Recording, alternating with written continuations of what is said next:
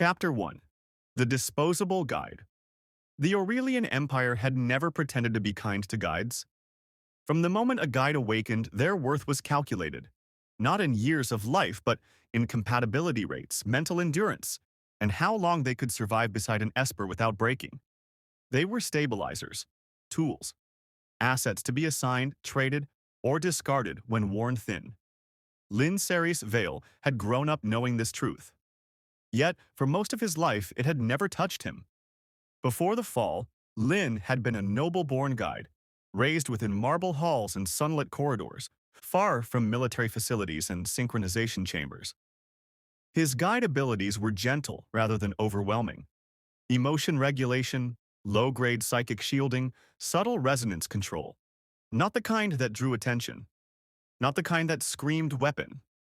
He handled domestic affairs for House Vale, organizing estates, overseeing servants, managing correspondence.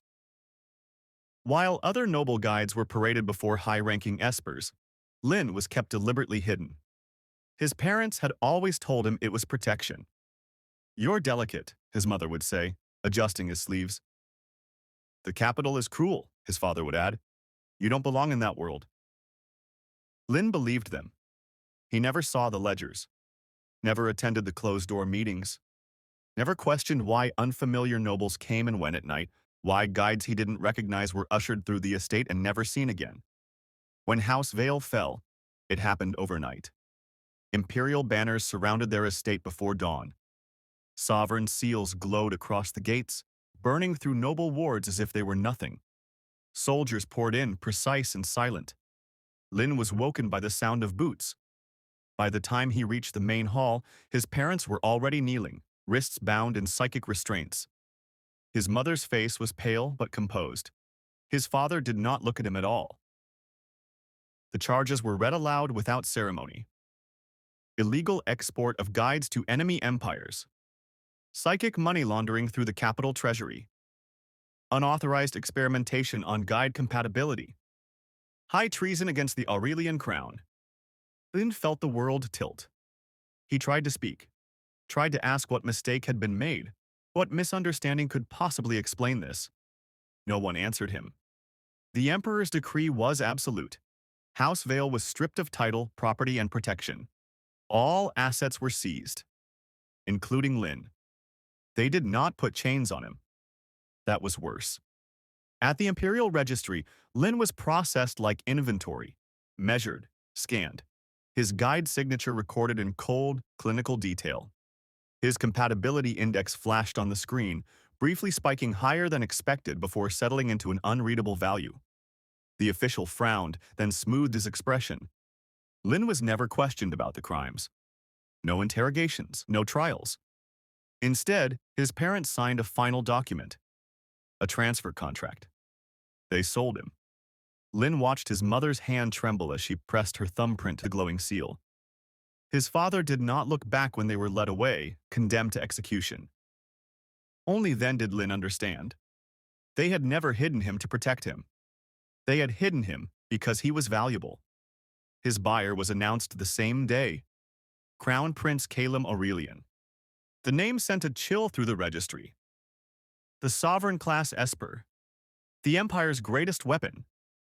The man whispered about in guide dormitories as a death sentence wrapped in silk. Guides assigned to him were said to last weeks, days, sometimes only hours. Their records were sealed, their names erased. They called him the Guide Destroyer. When Lin was escorted into the palace, the servants watched him with something close to pity. They expected screaming. They expected collapse. They expected him to break. But when Lin was finally brought before the Crown Prince, nothing happened the way it was supposed to.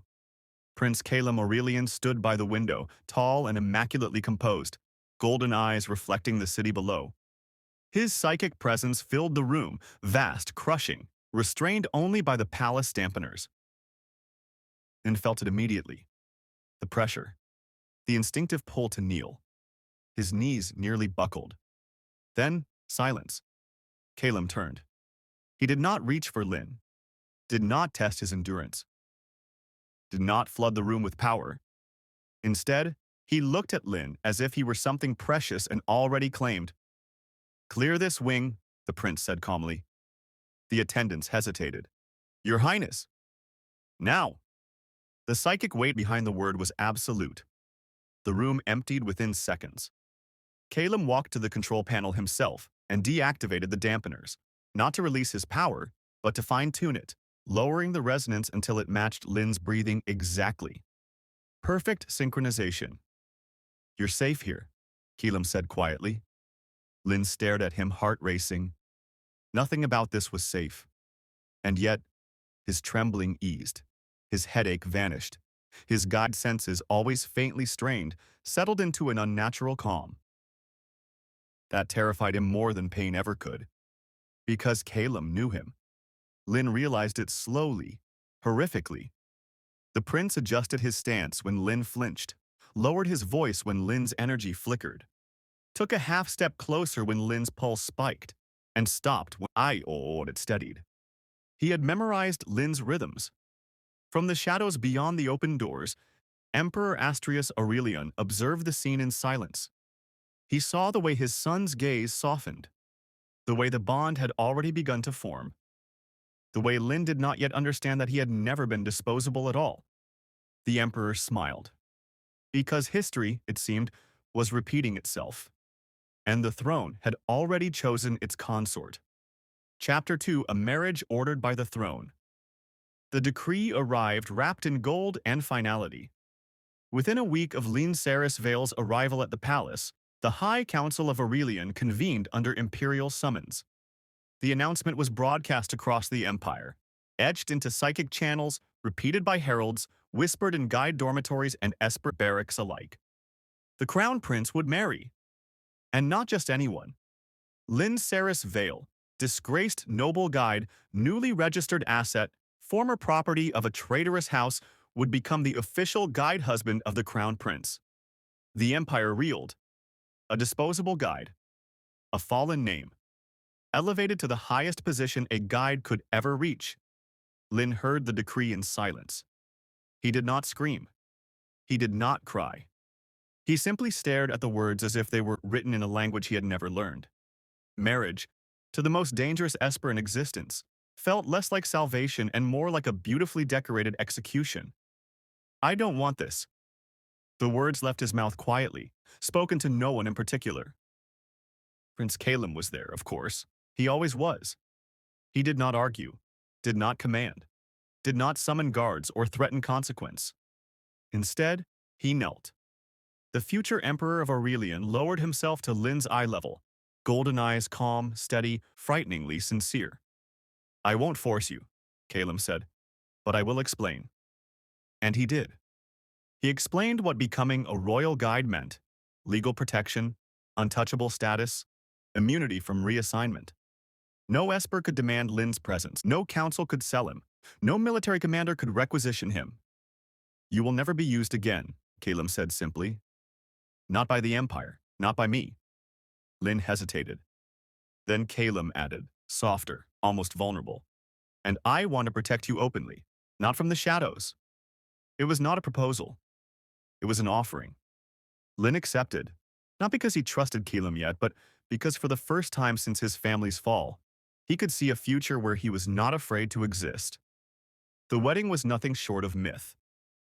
Held in the celestial hall of resonance, where the Empire's strongest psychic currents converged, the ceremony shimmered with ancient power. Crystal arches hummed with synchronized energy. Golden banners bearing the Aurelian sigil floated midair, held aloft by controlled Esper resonance. Every noble Esper attended. Every guide knelt. When Lynn walked the hall in ceremonial white and silver, the weight of thousands of psychic gazes pressed against him, but none harmed him. Because Calum's presence wrapped around Lynn like a shield. During the vow, the crown prince stepped close enough that only Lynn could hear him. Calum pressed his forehead to Lynn's, their psychic fields brushing, then interlocking. He whispered a binding no one else in the hall was meant to hear. Your soul answers to mine, and mine exists to protect yours. Lynn felt it immediately. Something ancient stirred within him, deep, heavy, irreversible. Not chains, not force, belonging. The bond settled into his core like a promise the world itself would enforce. After the wedding, the palace changed. Not for Caleb, for Lynn. No guide was permitted to sync with him, not even for training. Guards followed him at a respectful distance, responding to Caleb's unspoken cues rather than Lynn's orders. His meals were inspected, his rest scheduled, his emotional fluctuations tracked, not clinically, but personally. Caleb knew when Lynn had slept poorly before Lynn admitted it, knew when he was anxious before his hands shook, knew when nightmares haunted him because Caleb was already awake, watching. At night, Caleb would sit beside the bed, utterly still, golden eyes tracing the rise and fall of Lynn's chest. This fragile, breathing presence, was everything. Caleb remembered the first time he had seen him. A year ago. Disguised as a rogue Esper, Caleb had entered a high-risk gate. His birth father, Imperial Mother Consort Elion, had expressly forbidden him from touching and entering. Stubbornness had won. Power had followed.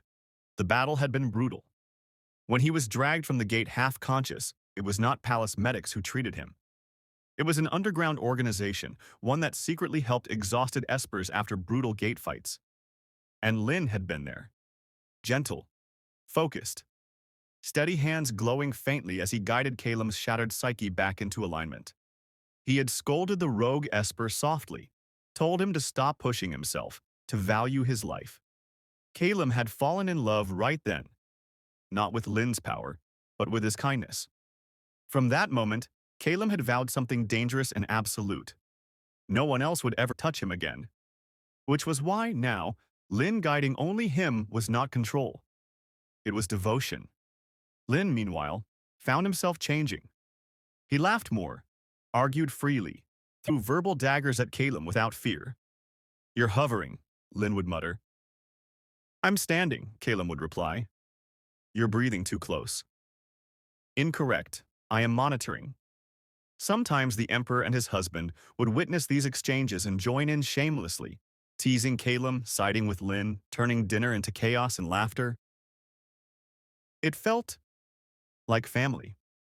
Caleb never forced intimacy, never demanded consummation. He waited. And when, 4 months into marriage, Lynn finally reached for him, uncertain but willing, Caleb treated the moment like something sacred. After that, closeness became natural, frequent, warm, not ownership, chosen intimacy. Whenever Caleb returned from the gates bloodied and exhausted, Lynn guided him personally, hand steady, voice calm, presence unwavering. "You always come back broken," Lynn would sigh. "And you always fix me," Caleb would answer, eyes soft with something dangerously close to worship. Lynn began to fall in love. Completely. What Lynn did not know, what he could not yet see, was that every charge against House Vale had been uncovered by Caleb himself. That every crime was real. That the man who held him so gently had once signed the order that destroyed everything Lynn came from. And that love, when built on secrets, was already standing on a fault line. Chapter 3. The Prince's Empire of Lies. 10 months into marriage, the palace had learned how to breathe. Lynn's laughter echoed through corridors once reserved for strategy meetings. Servants stopped flinching when he spoke, guards relaxed when he passed. Even the imperial halls, once cold and echoing, felt lived in. Mornings were loud. Lynn complained about Caleb's habit of watching him sleep. Caleb complained about Lynn wandering the palace barefoot. The Emperor complained about both of them stealing his favorite tea. "You married into the throne," the Emperor would sigh dramatically, "not into my pantry." Lynn would grin. Caleb would pretend not to smile. It was easy to believe this was permanent. Too easy. The first crack appeared during a late-night synchronization. Caleb had returned from a gate bloodied, his psychic field unstable from prolonged combat. Lynn guided him as he always did, hands steady, voice calm, mind open. Then Lynn felt it. Not Caleb. Others. At first, Lynn thought exhaustion had finally gotten to him. His senses reached too far, brushing against something vast and structured, like pillars arranged in a circle. Minds. familiar ones. The High Council. They were present in the sync, distant yet intimately close. Each consciousness linked, subdued, their psychic signatures dulled and obedient. Not guiding. Controlled. Lin's breath caught. He nearly severed the connection. Caleb noticed immediately. His golden eyes snapped open, panic flashing before it vanished behind control. Lin, he said softly. Too softly. Focus on me. Lin obeyed instinctively, guiding Caleb through the rest of the sync. But the chill did not leave him. That night, Lin did not sleep. He searched quietly. Accessing sealed archives was not easy, but being Imperial Consort came with privileges no one questioned. Lin expected resistance. Instead, doors opened. Files appeared. Records unsealed themselves at his touch. And the truth poured out. House Vale had not merely committed treason. They had profited from it. They sold prime guides to enemy states as breeding stock. They laundered Imperial funds through underground guide auctions. They ran illegal womb-forcing experiments on male guides, attempting to replicate royal sovereign reproduction. Then stared at the records until the words blurred. His parents' signatures were everywhere. The crimes were real. The charges, treason, trafficking, psychic manipulation, collaboration, were not exaggerations. And the man who uncovered it all? Prince Caleb Aurelian. Not the council. Not the emperor. Caleb. Lin's hands trembled. Worse records followed. Surveillance reports. Psychic observation logs. Years old. Caleb had been watching Lin long before the downfall, long before the marriage decree, long before Lin ever knew his name. There were entries describing Lin's routines, his volunteer work with underground guide aid organizations, his habit of sneaking out at night to help wounded Espers despite his parents' protectiveness. Caleb had known everything. Lin felt sick. When he confronted Caleb, he did not scream. He did not throw anything. He simply asked one question. Was any of it an accident? Caleb did not lie. No. Lin laughed then, broken, disbelieving. So what was I to you? Lin asked. A rescue? A prize? A replacement for the family you destroyed? Caleb stepped closer, then stepped back. And for the first time since they married, Caleb let his obsession show. I made sure, Caleb said calmly, voice low and unwavering, that you would never belong to anyone but me. Lin ran. Not far. He didn't make it past the outer gardens before Caleb appeared behind him, not through force, not through psychic domination, just presence. Caleb did not restrain him, did not drag him back. He simply stood there, golden eyes steady, heartbreaking and terrifying all at once. You weren't rescued, Caleb said quietly. You were chosen. Lin felt the truth settle like a blade in his chest. Chosen before love. Chosen before consent. Chosen before everything. Behind them, the palace lights glowed warm and familiar. Inside those walls waited laughter, banter, shared meals, gentle touches, safety. Inside those walls was a man who loved him deeply enough to burn an empire. And Lin realized with horrifying clarity that the throne had never been the cage. Love was. Chapter 4. The Miracle of Blood. 1 week after the truth came out, Lin collapsed. It happened quietly. No dramatic argument, no raised voices, just a soft thud against marble as his knees gave out in the palace corridor, breath tearing painfully from his chest. Caleb reached him before the guards did. The sovereign-class Esper caught Lin against his body, psychic field flaring violently for the first time since their marriage. The palace trembled in response. Servants froze. Guides cried out as resonance rippled outward. Move, Caleb commanded, voice shaking beneath iron control. The Imperial Medical Wing sealed itself within seconds.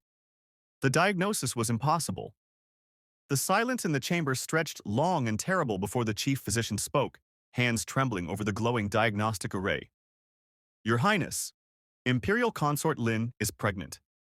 The words fell like a fracture through reality. Male guides did not conceive, It was biologically, psychically, historically impossible. The news spread through the empire in hours, whispered first, then shouted, then recorded into imperial history as a miracle. The nobles found their explanation quickly. The crown prince himself had been born this way. Of course, his union would produce another miracle. The empire rejoiced, until the emperor stood before the high council and corrected them. Emperor Astrius Aurelian did not raise his voice. He did not need to. The Aurelian bloodline carries sovereign power, he said evenly. Our Espers do not inherit heirs. They create them. The chamber went deathly still. Our guides are not vessels by chance, Astrius continued. They are chosen, bound, protected. The ability to conceive is not a miracle. It is a royal function. Calum had been born from his own consort, Elion, in exactly the same way. The secret was no longer a secret. Lynn did not hear the announcement. He lay pale and unmoving beneath silk sheets, psychic monitors humming erratically around him. His womb and soul were under enormous strain, resonance fluctuations from emotional trauma, threatening to destabilize the pregnancy entirely. The doctors were blunt. Continued distress could kill your consort, the chief physician said carefully, and the child with him. Calum stood at Lynn's bedside like a man carved from guilt and terror. He had destroyed armies. He had rewritten councils. And now, the only thing he wanted to protect lay fragile and angry before him. Lynn woke furious. His voice shook, but his eyes burned. You should have told me, he said hoarsely. If you had trusted me, if you had loved me instead of trapping me, this wouldn't hurt so much. He believed Calum's silence came from obsession, from fear that once Lynn knew the truth, he would leave. That Calum had chosen possession over honesty. Elsewhere in the palace, another fracture formed. Emperor Astraeus watched his son unravel and felt the ache echo too closely to his own past. Elion sat beside him, fingers laced tightly together, expression tight with empathy and pain. He's breaking him, Elion whispered, just like you once broke me. Astraeus closed his eyes. I won't let history repeat without mercy, he said quietly. Not if it costs your smile. For the first time in decades, the emperor went to his son not as ruler, but as a father. Calum did not see him arrive.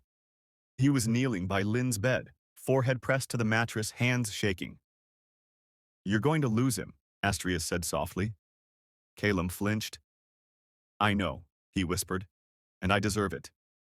Astraeus said nothing for a long moment. Then, tell him everything. Calum broke that night.